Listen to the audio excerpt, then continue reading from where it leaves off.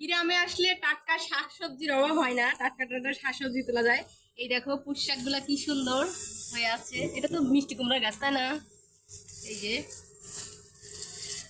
এগুলো সব নিজের হাতে লাগানো, পুকুর পাড়ে পুঁই শাক।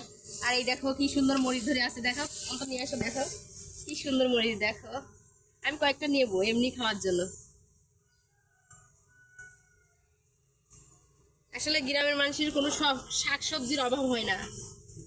গরু, ছাগল, মাছ, পুকুরের মাছের থেকে শুরু করে এই দেখো এখানে এই যে কামরাঙা নিছি, ঢেঁড়সের ফল নিছি, বাসায় নিয়ে লাগাবো, বীজ নিছি।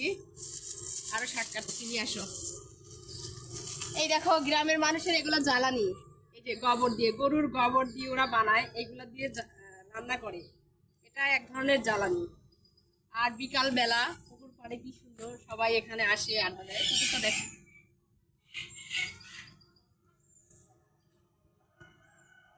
পুকুর পাড়ে অনেক রকম শাকসবজি, দেখো কত শাকসবজি এখানে, এই যে পুঁই শাক গুলা আছে কি সুন্দর।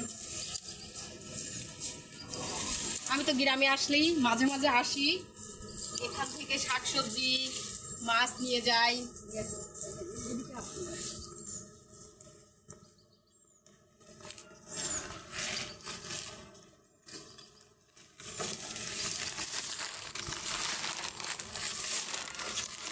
দেখো এই দেখো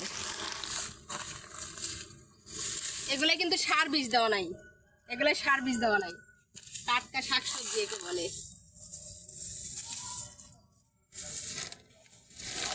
গ্রামে আসলে বোঝা যায় যে পুকুর ভরা মাছ, গোলা ভরা ধান, আর এই যে গোয়াল ভরা গরু এখনো আছে।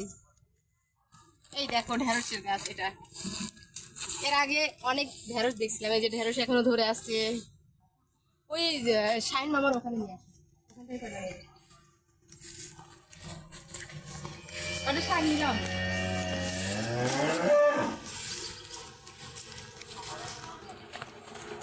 কাটি দিদি করো, হ্যাঁ কি সুন্দর শাক ধরে আছে।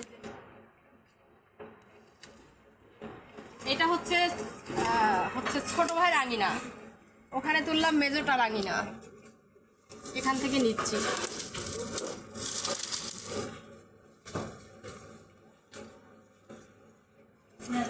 এইটা কি সুন্দর ধরে আছে।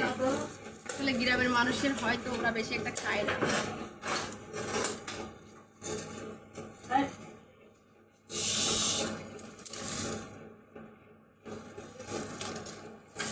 দেখো কত সবজি তুললাম, অনেক সবজি তুলেছি। ভিডিওটা ভালো লাগলে পাশে থাকবে। আল্লাহ হাফেজ।